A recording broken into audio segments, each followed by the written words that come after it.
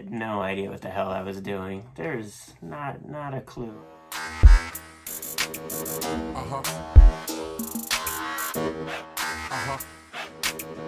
Hey, welcome to Smart AF. I'm your host, Torie Mathis. We have got a great show for you today, so let's get started. So I'm reading this book called How Will You Measure Your Life, I think is what it's called. And it said, of businesses that are successful, I think it was like 75% of them have pivoted. And the ones that didn't pivot, they usually die. There's no change, there's no adapting. And I thought that was super interesting because both of us have pivoted our butts off. Your whole business started on a pivot. It is. I think that that's really important to point out because I think that people think that if their first idea, this grand idea that they have, didn't work out, that they're a failure. And I don't think that, apparently, like 75% was like so much higher than I would have thought, that is not true. Like business has to pivot. And like to go back, like when you started, you didn't actually really have the inclination to start your business.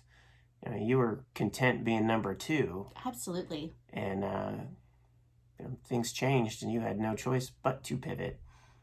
When about 2008, 2007, I worked for a magazine publishing house and I was number two. I was the assistant publisher. I loved it. I loved being number two. I loved just running everything. And when the real estate market crashed and all of our clients no longer needed print marketing, the company went down. I took a couple of those clients that I had. I published a few of those magazines continually after that, but I started a marketing agency because that's what I was doing was, marketing for realtors, and found as many clients as I could to keep doing some logo design and print type things for. And when, so that was a huge pivot. But then when people wanted more than just print, people wanted websites. That's when more companies were actually getting their websites. I had to learn how to design websites. And I took a lot of courses and spent some money learning how to. Back then it was all coding. There was none of this Builder. There was no Squarespace or easy type things. And I learned to code so that I could, provide customers with what they wanted and kind of stay ahead of the game. Later, when Facebook marketing became a lot more popular, I learned how to do Facebook ads, and I've done a lot of courses and went through a lot of training and a lot of trial and error, and I learned how to do that. And so there's been a lot of pivot and a lot of adapting in my business. So it's kind of come natural to me at this point that I feel really comfortable kind of feeling things out and going where the client wants me to go. And I think in no way has that ever made me a failure by any means. I think that in any way it's made me more adaptable for the future and able to be successful later, which I think is awesome because when you started Miles Through Time, you really weren't sure what that thing was going to be that was going to hit, museum or consignment or storage. Did you ever when did you kind of I had no idea what the hell I was doing. There's not a clue other than the museum concept of it is really what I only cared about, but I still didn't know how to do that. When you only have one car, how do you create a museum full of not only cars, but other automotive historical memorabilia? None of it. And so I tried to think of ways where I could actually try to accumulate some of that kind of stuff, and that was offering storage and consignment. And as the years progressed... Hold on. Before you say the years progressed, when you first started, which one would you have put your money on to be the thing, the one that was going to make you money?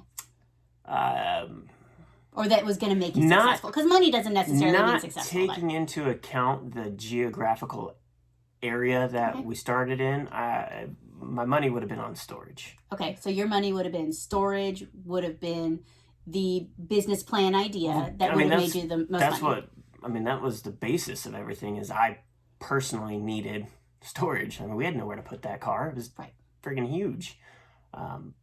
So if anybody doesn't know, a 1959 Cadillac Coupe de Ville is freaking huge and does not fit in a typical garage, especially when you already have 2 daily drivers. So that posed the problem of, where do we put this car? We love showing it off. People love this car. How do we get it out where people can see it Now, and still have it safe? to be fair, when I originally came up with the concept, we lived in an area that if I would have been able to open it there, which was Mooresville, North Carolina, storage probably would have been a relevant thing. There was a lot of people with a lot of money and cars, and if you live in a neighborhood, you don't have that shop that you can fill full of full-size toys. What we notice, though, is that the people that have a lot of money and have these cars, though, some of them do have, they buy buildings just to keep these vehicles, which is kind of what you found was a problem with. Some people didn't want to pay for storage. That was So there that was comes the the issue. pivot. Okay. It was in an area that the people that had the money with the cars had the space to keep the cars, so storage wasn't relevant for them. They didn't live in neighborhoods. Museum, when we opened it in Tacoma, there is no subdivisions. And the people that have it, they've got acreage, they've got barns, chicken coops, carports. It didn't matter. They had places to put them. No matter what kind of market research you could have done, things like that just work themselves out over time. I don't think that's something you could have researched for. So you realized you had to pivot. So talk about that, because I think that that's interesting, because the whole concept could have died. You could have been like, oh, didn't work. Well, and that's where, the consignment aspect of it actually became one of the most popular aspects of the entire museum, but only for a certain demographic. The handful of guys typically that wanted me to sell something of theirs. And a lot of them, they had multiple vehicles. It would be one after another that they were buying and selling. And the thing is there is a lot of work involved in consigning vehicles. They had it easy. They had the extra cash to be able to purchase whatever this vehicle was, and then offload it onto me to do all the heavy work, the listing and interacting with people, and actually trying to sell this vehicle that I only know what I was told. And then I'm only getting a portion of it. And when I say me, I mean Miles Through Time, the business. I mean, I never got paid for any of this stuff, so I'm just trying to build the business, and it was taking up all of my time, and the return on investment for that amount of time and what I was making off it, it wasn't there, because it's got to be a volume-based business, and I only have so much time What for it. this reminds me of is we had a couple of years that we did a lot of print, which was awesome because we had a lot of money coming in, but it was money coming in and money going right back out to pay for the print job. So I felt like I was a bank. All I'm doing, I'm taking like little bits Which of is it. Stressful as all hell for and multiple really, it was reasons. consignment for print, consignment for cars. Like, you have to have that volume. You have to have. Well, we were outsourcing most of our print, so you didn't really have to have as much manpower. But at the same time, just because your business has money coming in doesn't mean that it's successful. So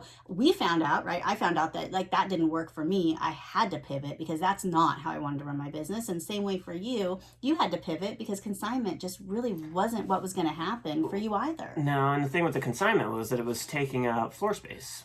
I've got a limited amount of space, and I've got it filled up with cars that may or may not sell. And that's not really what I wanted to do. And I realized that if I was going to continue with this, that is absolutely not what I wanted to do. And so I had the opportunity to pivot because I put it out there to do it, and found an opportunity to cut that aspect of it out completely. And although we do offer storage still, it is no longer as cheap as it originally was when I was just trying to get people to pay for storage. Well, it's not something you overtly really try to push either. It's just something that just happens. Just like for print, we don't really go out and say, hey, let's print with us. But if our clients come and want things printed, we still do it. I still enjoy print. I still love to design things for print. It just, the model really wasn't there for us. And so we had to pivot. And really, there's a lot of really big businesses that you can look at that either pivoted and were very, very successful, or didn't pivot and die, right? We were talking about what Blockbuster did not pivot at all. No. They held strong for so long. I don't know why, but thinking that it was going to come back around. And then you look at Netflix, that just like, who would have thought that somebody that mailed you discs back in the beginning of the 2000s would be this entire movie production company? I mean, who remembers that? Like Netflix used to mail you DVDs. Yes, in the little sleeve, and you could pick out a couple at a time, and then you would watch them, and then you would return them. Which was awesome at the time. At the time, it was great. And then it was, I remember still, it was slow. It was then, we only offered a few of the movie titles and they were online. bad movie titles online. And I actually, at that time, I jumped ship, and we did not have Netflix for quite a while. We did some Redbox and some other little things. And then it's amazing how much that business has turned around, pivoted like crazy, and has been so successful. It's astonishing. Another, like Sears. Sears could have done exactly what Amazon did. They sold everything. They chose not to. They wanted to keep it in a paper catalog and didn't think people would buy stuff online. There'd be no such thing as Amazon right now if Sears pivoted. I think so. Oh, yeah. Because they could have done it already. Not to say that they would have went into, Amazon Prime and video and all that kind of stuff. Who knows where that would have gone. But again, that's Amazon. But even pivoting. looking at Amazon, Amazon pivoted. They saw a way to make money, and they're doing it. They started off in a garage selling books, only books, and ended up being the everything store to sell everything. And that makes me sad too, because I can remember the Sears buildings growing up, and then they ended up being empty, and now are Walmarts. Because they didn't pivot.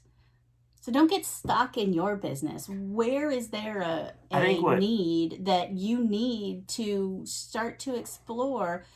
Don't go crazy and stop doing what you're supposed to be doing. But there comes to this point where you got to try to find those ways to follow where the market is leading and where your customers are leading. I think don't be scared. I think a lot of people are scared to pivot. Because when you pivot, you most likely don't fully understand that direction you're going in. It's new. It's a little bit scary. And therefore, a lot of people, they don't. They stay in their lane. And it may work out for you in that direction, but most likely you're going to end up most likely Sears. You should have pivoted. Yeah. It's kind of that going with the flow kind of thing. And even if you're not comfortable with it, learn a little bit. I mean, Torie didn't know how to code websites or do Facebook ads or any of this stuff. And I'll tell you that there were some things that I was like, well, maybe this will be the thing. And I learned a bit, and it didn't take off. But you know what? It didn't kill me. Did it waste a little bit of my time? Perhaps. You can't stay on things too long. And I know that if, going back to Amazon, there was a few things that they tried to do that it didn't work. And yes, now we're looking at a shit ton of capital that they have to play around with that maybe you don't have, but it doesn't mean that you have to be scared to move with the market. It's true. It is true. Pivot can be the best thing for your business. That's right.